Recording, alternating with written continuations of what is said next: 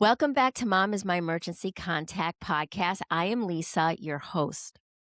Today's conversation, it's going to open your eyes and hopefully your mind. I'm sitting down with an incredible woman who is doing powerful work in Nepal, helping support and uplift women in her community through nonprofit efforts that are literally changing lives. And what I love about this conversation is that it's not just about struggle, it's about strength, resilience, culture, and really understanding what womanhood looks like in a completely different part of the world. We're going to talk about what women in Nepal face every day, what empowerment looks like there, and also there's something I'm really curious about how women in their country view us here in America. Do they see us as free? Do they see us as struggling in ways we don't even realize? And we're also going to get into the role of patriarchy, how it shows up there, how it shows up here, and whether women across the world are really fighting the same battles, just in different ways. So, if you ever wanted to step outside your own perspective and really understand what it means to be a woman globally, this episode is for you. So, let's get into it. Today's guest is Parina Subba Limbu. She has over 20 years of experience as an activist in Nepal. She has dedicated her life, career, and expertise to advance the rights and well being of women who use drugs and those who are living with HIV, single mothers, and survivors of violence. Her work focuses on gender specific issues, sexual and reproductive health and rights, gender based violence, stigma reduction, mental health, human rights, and the intersection of drug use and HIV within the feminist movement. She is an incredible woman. We have been following each other for quite some time, and I'm so proud to know her. Welcome, Parina, finally. Thank you so much. Thank you so much. What a wonderful opening by you to hear all these things. Sometimes I forget what I have done in life, and um, I think that I'm doing less. So just give me the reflection. Thank you so much for You're having me. welcome. You're welcome. You know, I have known you since 2020 when I started going on social media, and it was more of a we're single moms and we're here to support each other. And then I even had a conversation with you. I remember you and I Yeah. actually spoke on Zoom, and then I started seeing how much more you were than just a single mom. You are quite incredible. So, let's talk a little bit about you and the work that you're doing with women in Nepal. And let me just take a step back because people are like, Nepal, where exactly is that? Like, how far are we talking about from America? Oh, it's too far. It's too far. If you, I'm sure you must have heard about Asia. So we are from South Asia. So, so when we talk about basically when people, if they talk about Nepal, if they want to introduce Nepal, they only like, oh, do you know about Mount Everest? Yes, that's where Nepal is. But there are lots of things, lots of good things, Himalayas, yes. But also we are rich in culture. We are very hardworking. We are very kind people, and it's more than Mount Everest, to be honest, when we talk about Nepal. So I'm from Nepal and I'm proud of it. Yeah, and I'm glad you said that because I think when the minute you said Mount Everest, people are like, "Oh, okay." That's but Right. yes, it's more than just that. You are rich in culture. Absolutely. So, let's talk about the work that you're doing for women in Nepal. So it's been, like you said, it's been more than 2 decades I've been in this work, but also me, myself, coming from the same background. Like for me, this is not work, it's passion for me. It's what I've now accepted is I was born to do this, nothing else. I was born to dedicate my life, regardless of lots of ups and downs, personal, professional, or being just a woman. So when I was 23 years of old, that's how everything started. When I was going through lots of issues, mental health, substance abuse, lots of relationship issues. So that's how I found myself in a very dark place where I needed someone to hold on to. And I must say, I'm lucky enough that I met a wonderful woman who is also from America, LA. I met her for the first time in the meeting, and that's how everything started. Probably it's because of the universe that was meant to meet. So that's how everything, it started from my experience to creating the safe space for other women. And it was very tough to even to come together and to register as a charity that time. But we did it anyways, right? So that in 2006, and now it's 2026. So it's 20 years, and I'm glad that I am taking this space with you to, it's kind of celebration for me to talk about the organization and the work that we have been doing. So it's not basically just me. Of course, I'm the founder, but also there are other people who trusted me when nobody did. That's Mm. how we started. And the women we work with, as you said, we work with women who use drugs, substance abuse, alcoholism, and also mental health. So it's like we came to intersect the issues between all these, women within like 20 years. So it just didn't pop up like, okay, we want to, cover this women or that women. So at first, we were more focused on women who use drugs. And then later on, we realized that, oh no, there are other women who uses drugs, but also there are women living with HIV who are HIV positive, who are single mothers. So within this 20 years, we're very happy to share that we are now a big community of these women who are very strong, who are doing their thing as an activist or as a mother, as an survivor, as a warrior. So yeah, that's how we all started, and that's what we're doing at the moment, to be the voice for the voiceless. I love that. So, this was a woman who was actually kind of doing the work herself and then bringing you onto this organization, if I'm hearing that correctly. Yeah, well, yes. Well, we met, and then I was at that point of time, I was kind of an interpreter for my peers and her, and we were talking, and somehow she was like, "Oh wow, I'm going to speak to you," and then I said, "Yeah, cool." Then she said, like, "What do you want to do?" And I said, "Look, this is me. I went through domestic violence at the age of 16, sexual violence. And then I was into all those drug use and everything. So I said, like, look, there's nothing here in Nepal, especially women like me. So, and she asked me, like, okay, what do you want to do?" And I said, well, I want to have a safe space. That's it. I just said that. And then she said, okay, maybe tomorrow you can meet my friend.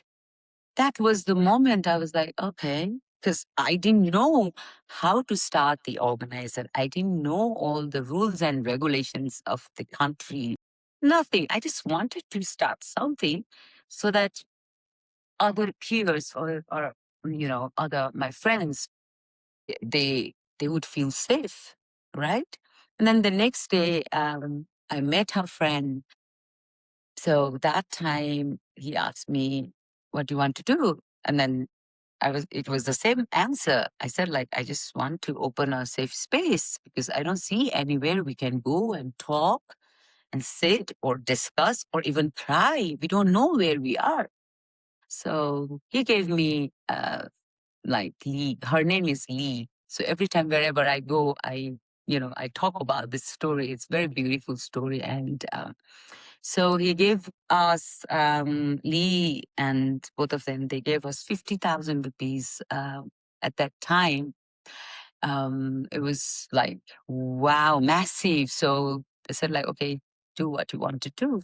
So that was the turning point for me to start the organization, to register the organization. We took a small flat, just like 2 rooms, and then that's how we started. And slowly, women started coming to us. We went to people, we went outreach, we met lots of women, we started meetings. So, at the age of 23, of course, like I wanted to do so much. And, and now at this age, like, I still want to do so much in life. You know what I mean? I think you have that feeling I and feel, connecting. yeah, I feel everything like I feel everything that you're saying. When you said when you're young, you want to do everything, and I'm like, and I was in my head, I'm like, I still want to do everything. What's the name of the organization, Preen? Dristi Nepal. Okay, Yes, okay. Dristi Nepal. So this is the first organization led by and for women from our constituency. So basically, those who are using drugs, I mean, like women who use drugs, women living with HIV, single mothers. So we all came together in 2006. So we were 7 women. And that was the first organization to reach out, to do the outreach, to deliver the services. And that's how everything started. But yeah, in between these many years, 2 decades, it's not a joke.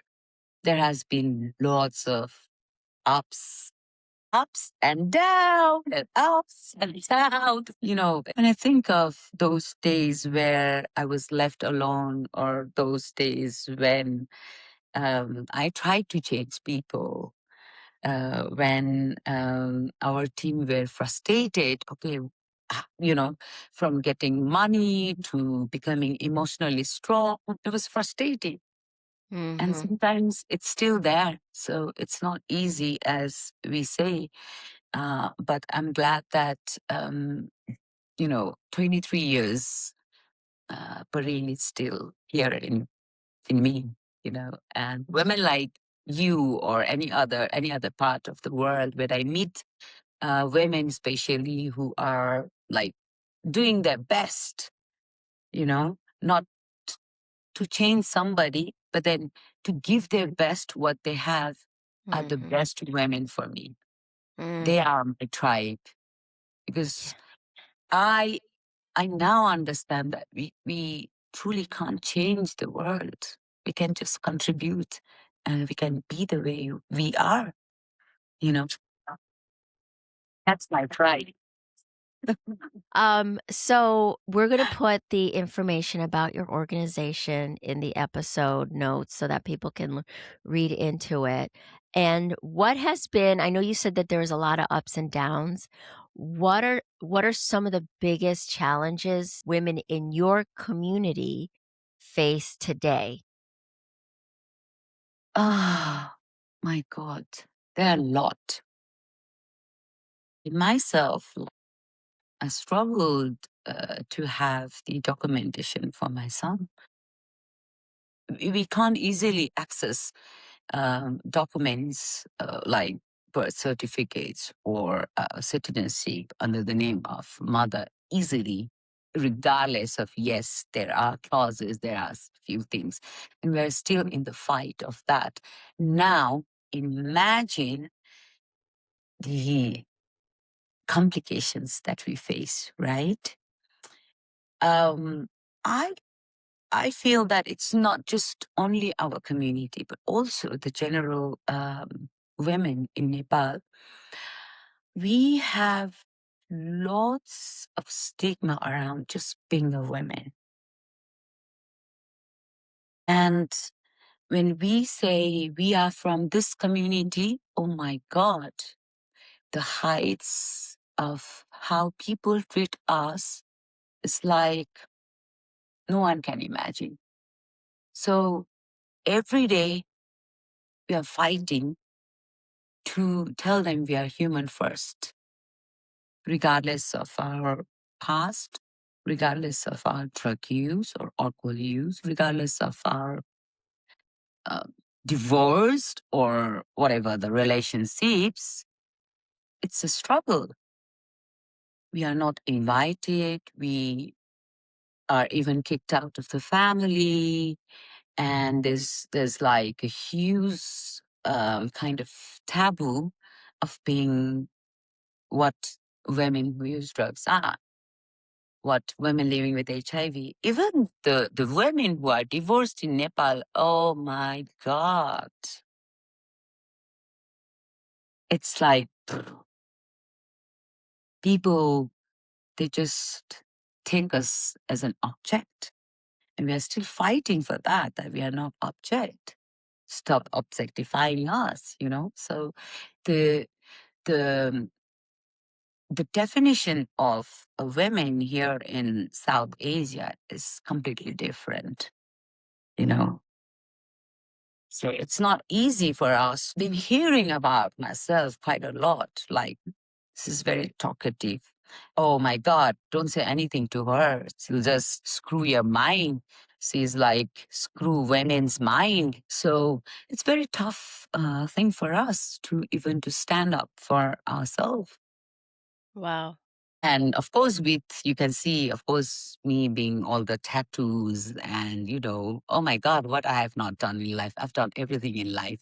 This is probably the very, the societal, um, the trajectory of beauty, long hair and, so I think this is the first time that I am doing this. But, since 23 or since my teenage, I've done everything like mohawk, hair color. So from that moment, I was always the bad girl, bad woman. And then I became too much woman. And I was like, okay, now I have a thick skin. And now I'm glad that people know me, not just by my name, but also, oh, the woman with all the tattoos. Oh, the women with the septum, all these things. It just like we we are looked at that way. So the society here, they just think that women needs to be very quiet and shy and very, So I would say, I'm sorry, I have both. The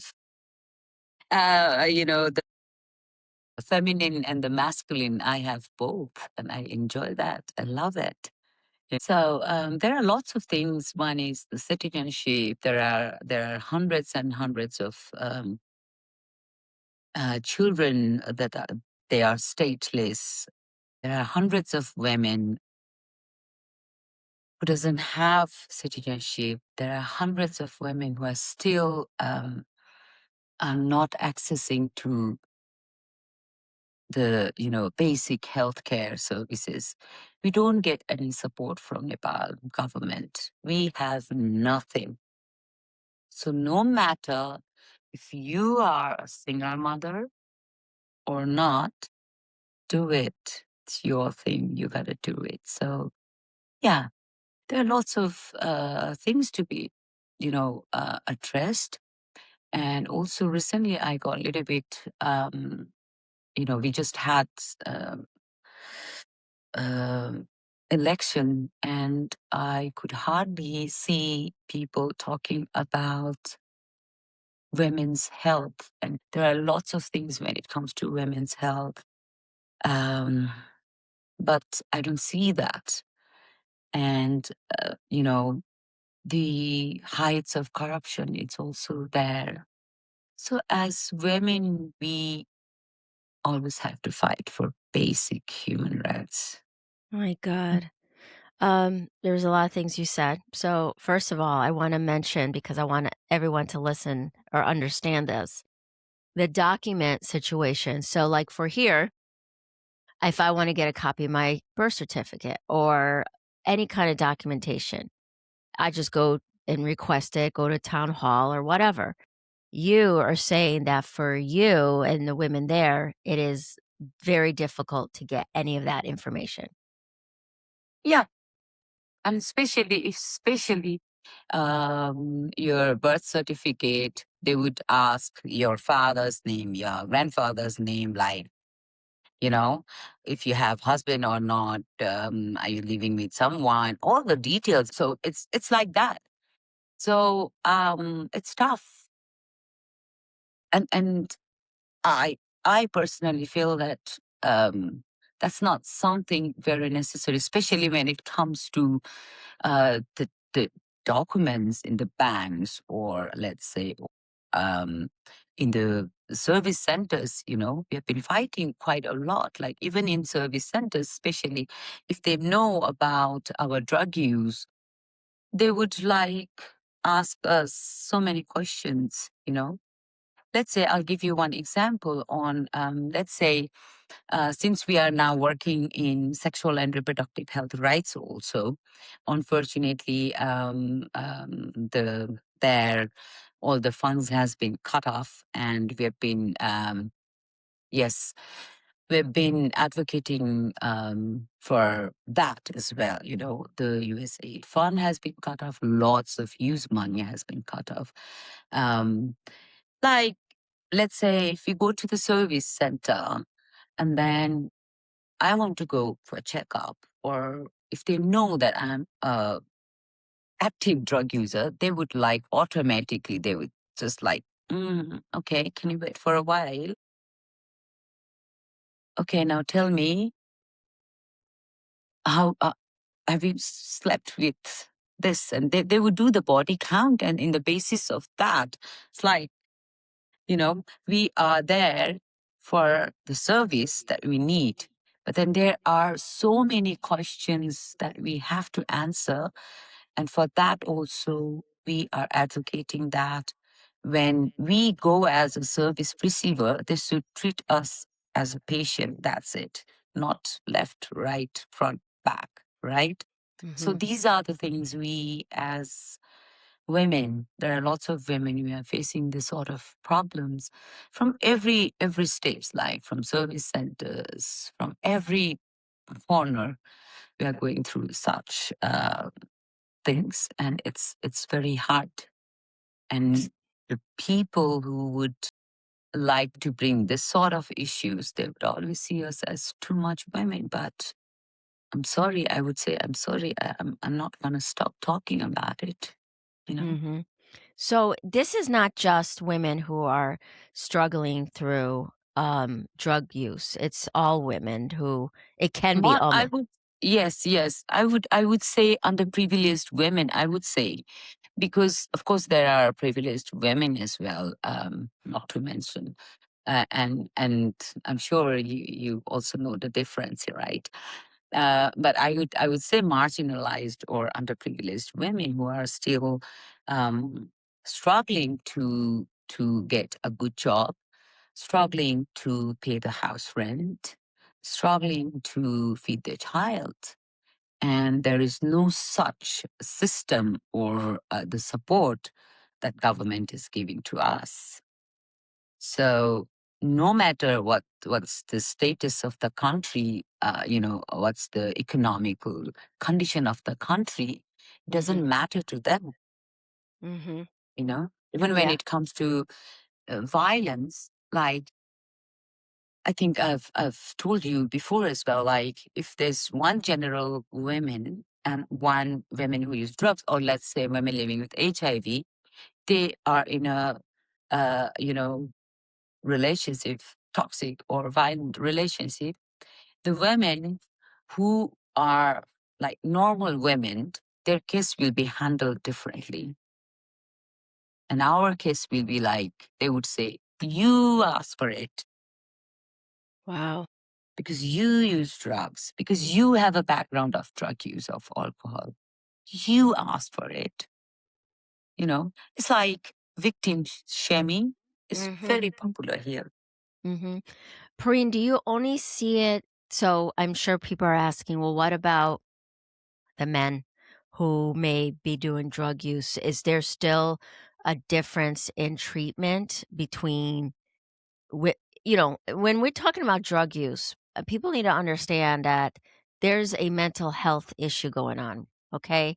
It's not like someone wakes up and says, I'm happy. And I just need to preface that, there's people struggling and they're using ways to find that peace within their mind. It's not the criminalization.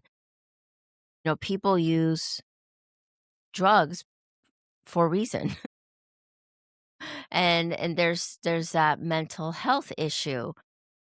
But I guess I was just wondering if the men that may have some drug use and their treatment, does it differ for the women who have drug use? Is there a disparity between the two?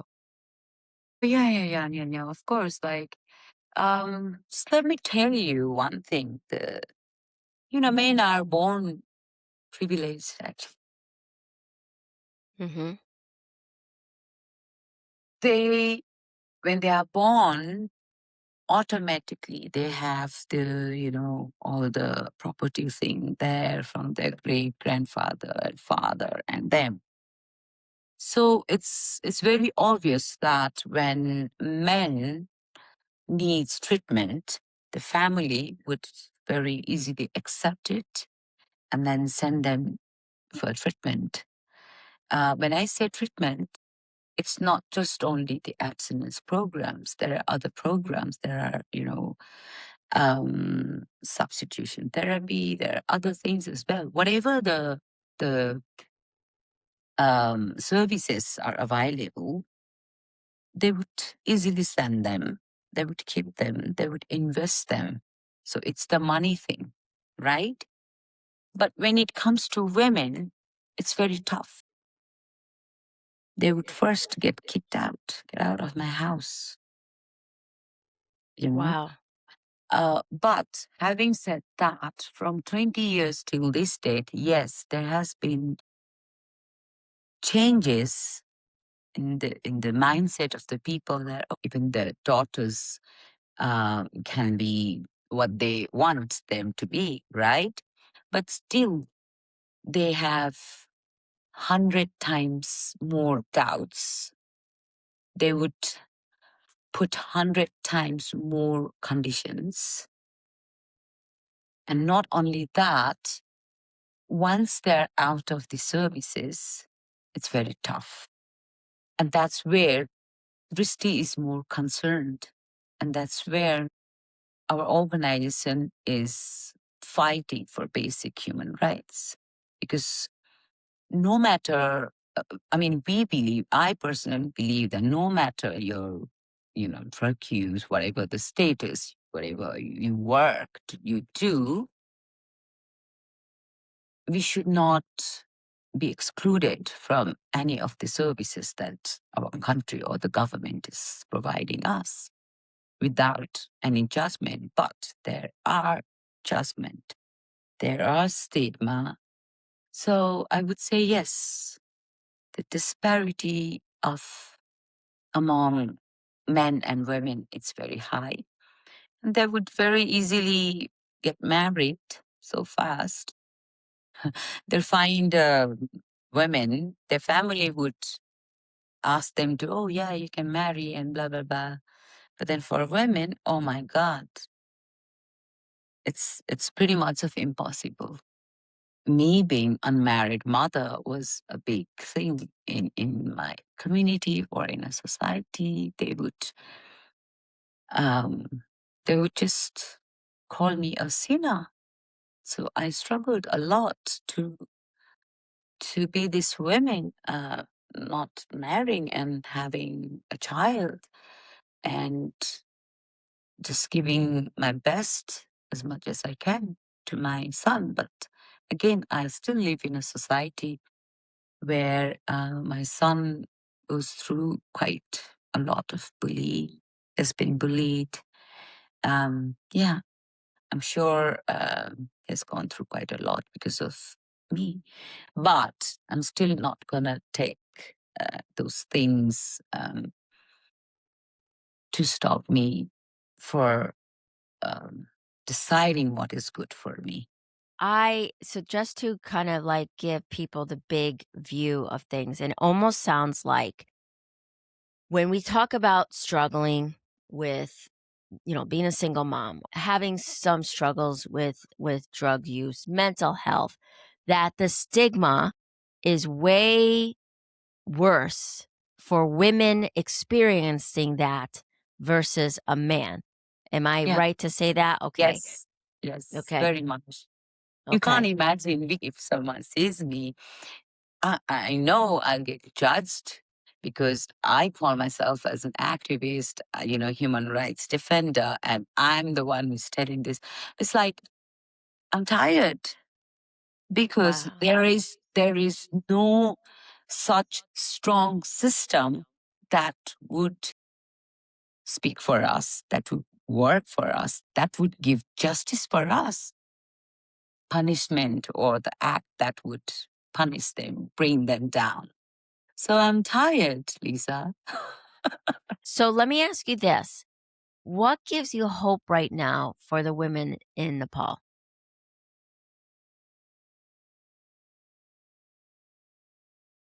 How to answer this? For me, the hope is just be the way you are. That's the only thing I can say.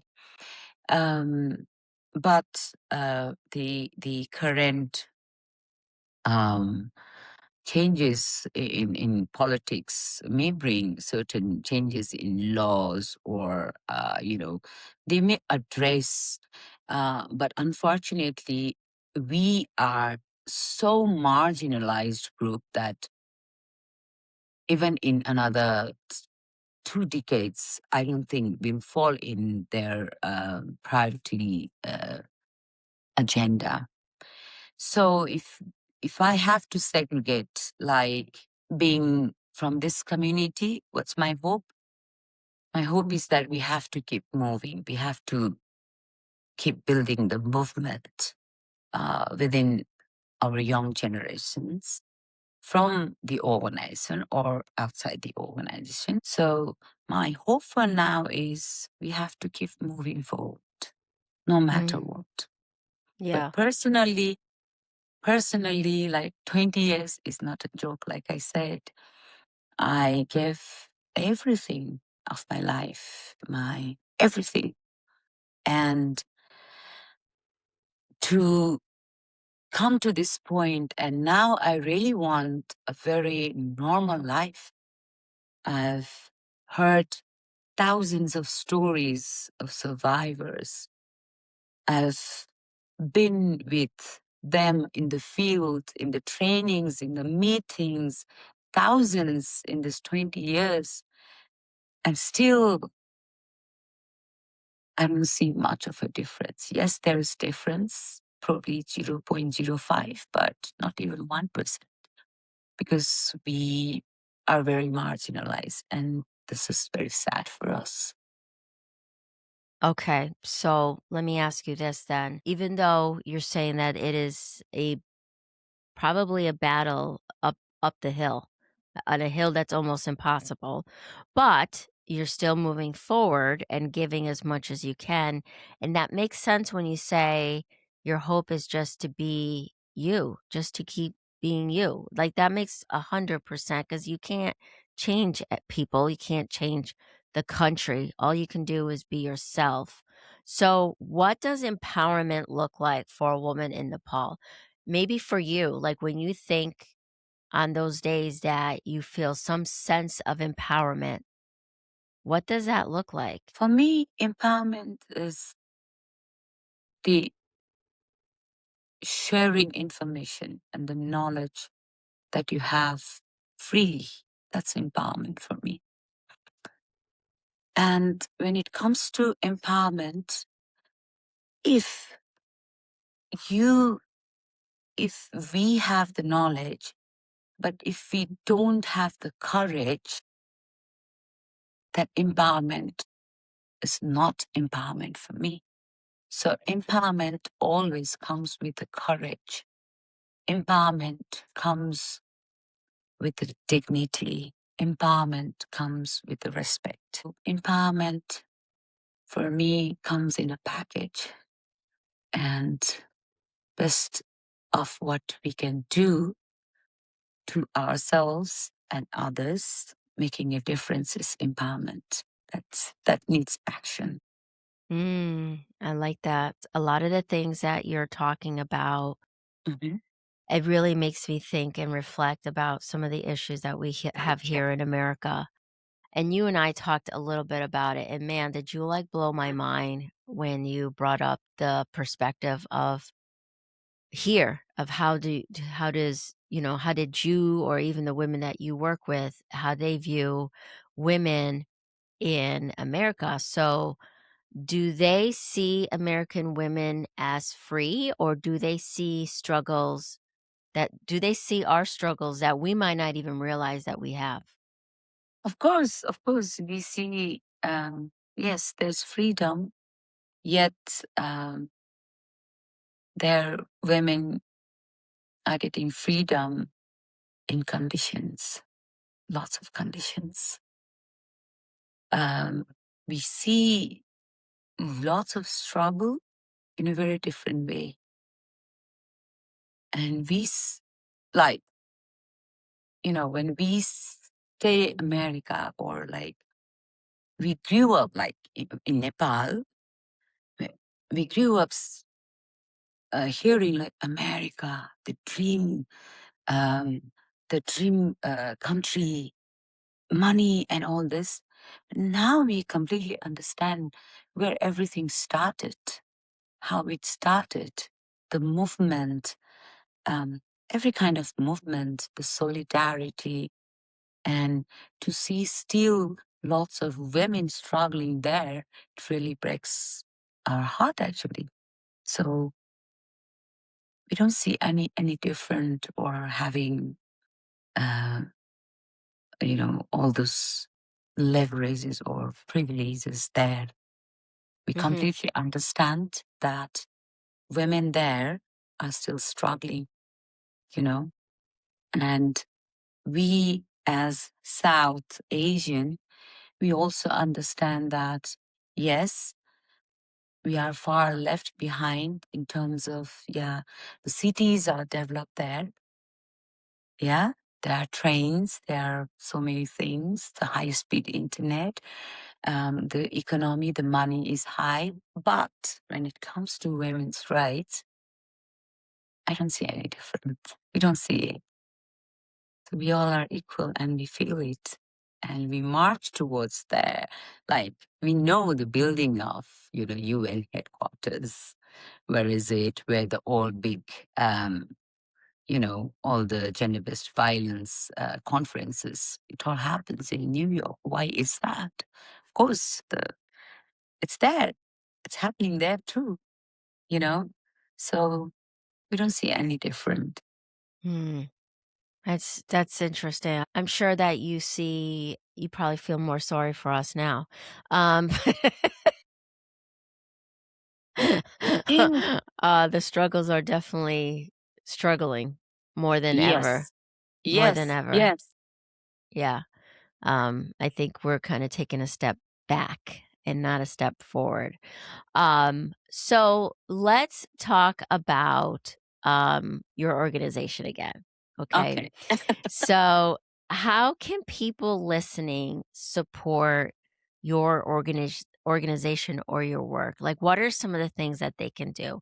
I mean, is there funding? Can they give? Is there like a funding link that they can provide? Or is there other ways that they can provide to your organization? Okay. So, like, we are based here in Nepal, Kathmandu, the capital city. We do not have strong funding here. currently. We are working to address the intersect issues in the feminist movement because we are far left behind. And also, when it comes to sexual and reproductive rights, health rights, we are working on that, but with very, very limited resources. We are fighting to even to address the issues properly, you know. And for the last 3-4 years after COVID, we have also realized that movement is only possible where there is funds. Services and voices are only possible where there are funds, right? So yes, and also I would like to tell that the my league was in LA. She also run FO1C charity, Dristi Nepal. So any of you can find Dristi Nepal. I can drop the site as well. Nepal site is different, and there we have our site as well. And if anyone, because we live in a country, we can't get funds directly. We don't have PayPal here. Uh, it's very tough. It's very tough. But if they want to donate, they can donate to Dristi Nepal LA office as well. And she has been raising funds, and then we have been paying the rent from that money. Imagine. So she has been helping us a lot. So she's taking care of the funds there, which she'll be sending. But then, like, even if someone wants to send money or donate, we have to have someone. Let's say Lisa can set up an account. We can give the authority, right? And then you can collect that. Then you have to send that money through Western Union. We imagine if we want that money in our official bank account, oh my God, for $500, we have to get the authority. We have to show that where is it coming from? Where is it coming from? And then we have to wait for 2 months to 3 months to get that approved from the main bank. And then that will come to our bank account, official bank. Oh my We God. live in a different country. Oh my God. That is definitely a lot of barriers Yes. to assist you. Yes. Wow. Yes. Okay. So one last question, because I also want to talk about this, because let's not forget, Preen is a single mom. She is a big advocate. She is an activist, and she has a lot of passion for her organization. And she's a mom. So how do you balance that, Preen? Because I was saying to somebody the other day, or actually today, I said, we make things happen. Don't ask me how it happens, Right. but we make it happen and we don't look back. We Right. just, you got to get it done. Let's do it. And I think that is a single, again, and I'm not trying to make us feel like we're a special box or we have a special talent, but because we are thrivers and we have to provide to a child or children, and there's no handouts, we got to do what we got to do the best way we know how, and we need to move forward. Don't ask me how we got there. So I understand. let me ask you, like, how do you feel the same? Yes, But yes. how do you balance that? Oh my God, don't ask me. This question is actually all of this question.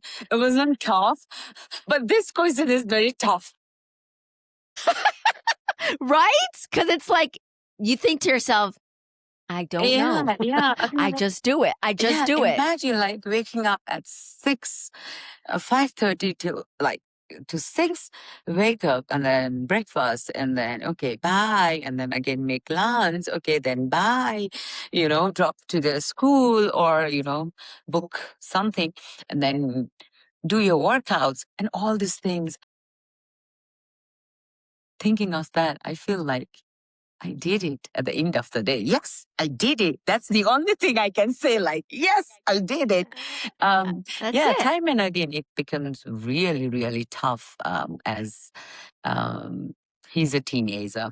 And oh my God, sometimes the only thing I feel is like, I wish my baby boy would remain that tiny little baby, holding just like I would have feeding him, pooping, just that's it, you know? And now things are different. Like, oh my God, it's different. And all the, Yeah. perimenopause, the menopause thing, the hormones and the stress level. But yes, at the end of the day, I feel proud of myself. No matter You should what, be. no matter what. And whenever I see other women like me, I feel proud of them too. So yeah, I feel proud of you all, to be honest. Like I feel so I good. I know. I know. I and it's crazy because you're talking about him being a teenager, and I remember when you talked about him, and he was a little boy. So was my daughter, and now they're teenagers. Pareen, I love this conversation, and I'm so happy that we finally got to do this interview. We've been talking about this Yes. interview for a long Yeah. time, and both of us had some ups and downs with our personal lives where we had to kind of pause on even doing interviews, and you as Mhm. well. But we finally did it, and I have to say, I'm not worthy being in your Oh, presence. don't Like say that. Keep I'm joining you. sorry. I'm sorry. Too bad you're Please. gonna hear it.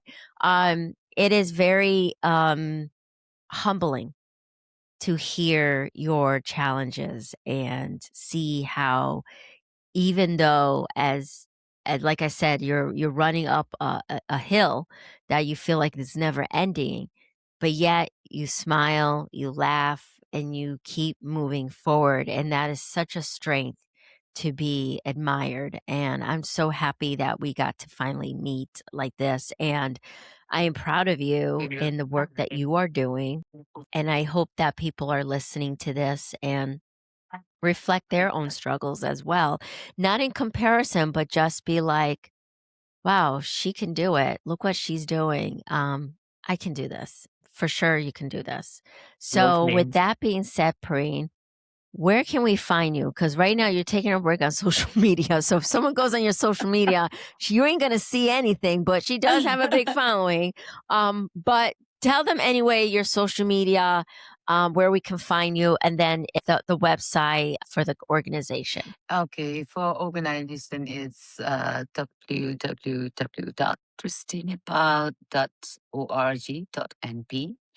I'll be soon back in social media. We have our Instagram page of our organization, Dristi Nepal. Yeah, and also you can just Google me, Parina Subba Limbu. You'll find pretty much a lot of things that I've said about my life, and yeah, I'm very open, but also I'm very a very normal person. So for me, just to be present and accepting the fact that I was born to be this human. This is it. This is now, there's no more complaints. Yes, there are lots of challenges, sometimes shortage of so many things, peace or money or gas or whatever. But still, I accept it, and I'm always feel glad that life loves me. You know, life really loves me, and I'm very grateful to be alive and to be connecting with you and lots of other women who are doing their best. You know, I can see it. I don't have to be there literally present physically, but I can see what you are doing, and I just feel it. And I think that's the power of being empowered women like us. You Mhm. understand? That's the Yeah. power. Yes. Yes. So if people look up Perrine, you're gonna find a lot of articles written about Mhm. her, a lot of interviews that she's done. And then if you thought she was amazing and a badass now, you're gonna think, "Holy crap," like, it is very overwhelming in a positive Uh-huh. way. Her life, her background, what she had to endure, and what she's doing now. So, I do urge you all to look her up, know about her, story, and then her organization. All of that will be in the episode notes, okay? So, Preem, this has been amazing. This is one of those conversations that really makes you pause for a second because no matter where we live, no matter what our lives look like, there's something so powerful about hearing another woman's story and realizing how connected we are really, even in completely different circumstances. And if there's one thing I hope you take from this episode, it's this: we may be living different lives, but we're not as different as we think. So take a moment, reflect on what you heard today, and think about how we can show up not just for ourselves, but for women everywhere. If you want to support the incredible work being done, I'll make sure all the information is linked in the show notes so you can learn more and get involved. And as always, if this episode resonates with you, share it with someone who needs to hear it. And make sure you're following Mom is My Emergency Contact podcast on all platforms, and I'll see you next time. Bye.